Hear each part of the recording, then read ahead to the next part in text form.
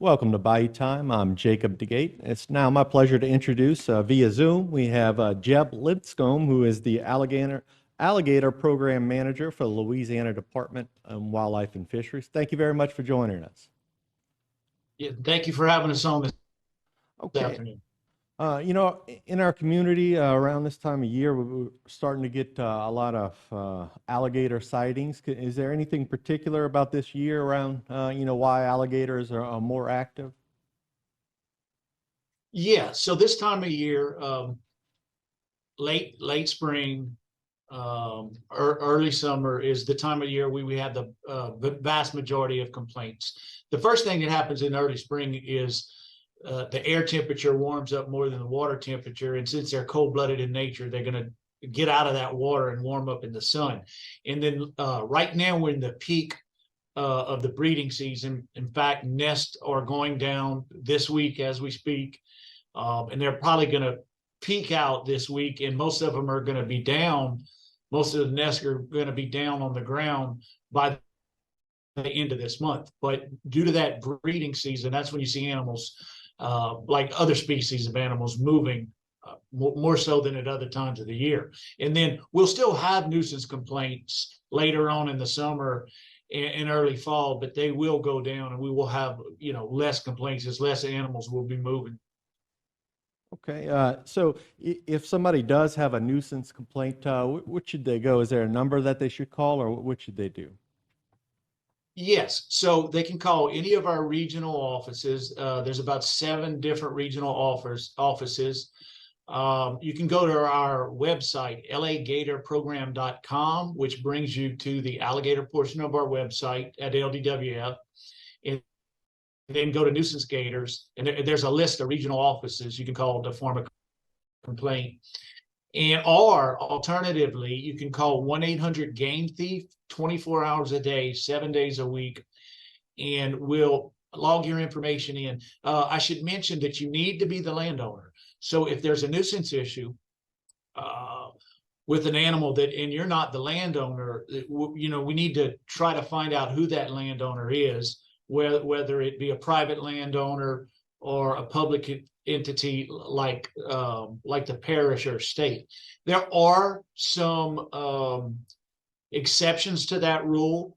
When an alligator is on a state highway or a parish highway or a roadway or anything like that, we will establish a complaint number and remove that animal off of that public property without a formal person complaining. Anyone can make that complaint. Okay. Now, you mentioned earlier about nesting season. If somebody comes across an alligator nest, what should they do? Should they just leave it alone, or? Well, yeah. Well, the first thing to do is be very careful. And alligators, the majority of the time, are more afraid of you than you are of them. There are a few exceptions. One of those exceptions is when a female is defending her nest, so that she may not necessarily be attacking you because she wants to harm you. She's just protecting their nest. So the first thing to do is get out of there. Mm-hmm. Now, if there is a nest that's in an urban environment, that's not in the normal natural habitat, we can issue a complaint number. We can actually collect that nest and remove that female as well. So nests themselves can be treated as a nuisance situation depending on the habitat type they're in. Now, in the past, alligators, they were endangered species. There've been numerous conservation programs in place to help them, get their population up. Can you tell us, where we are in this state?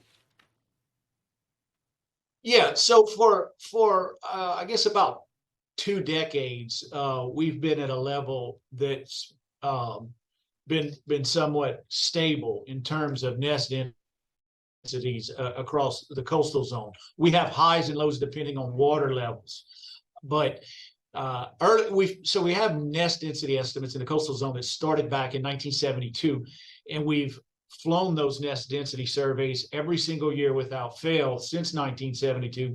I'm going to start flying it again in a couple weeks for the 2023 nesting season. We estimated roughly less than 100,000 animals. Back then in the 1970s, we had low nesting densities, and we saw a precipitous increase in the nesting densities up through the mid 90s into early 2000s.